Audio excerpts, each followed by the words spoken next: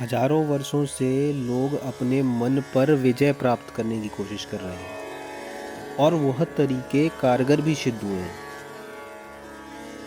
अपनी इच्छा अनुसार अपने मन में निरंतर उठने वाले विचारों को नियंत्रित करने की जब क्षमता प्राप्त हो जाती है, तब हम कहते हैं कि योग की अवस्था प्राप्त हुई है। और यह लगातार प्रयास करने से होता है।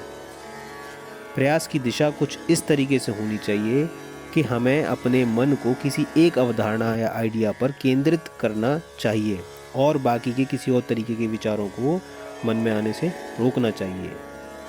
लगातार प्रयास करने के बाद यह आदत हो जानी चाहिए। अगर कभी किसी वजह से मस्तिष्क में यह अवस्था प्राप्त होती है और वह किसी निजी विचारों या अहम को बढ़ावा देती है, तो वह योग नहीं है। यह त्याग की अवस्था से प्रेरित होकर के प्रयास करना चाहिए।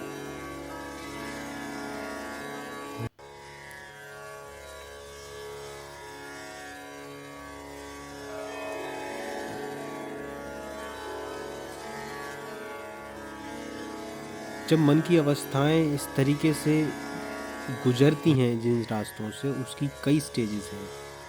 पहली स्टेज में अवधारणा मन में आती है और बार बार यह अवधारणा भाग जाती है, दूसरे विचार आ जाते हैं। उस पर हमें बार बार प्रयास करते रहना चाहिए।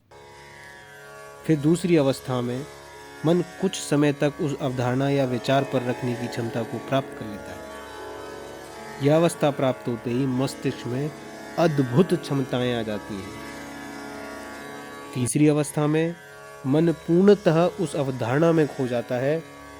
फिर वह स्वयं वह अवधारणा बन जाता है।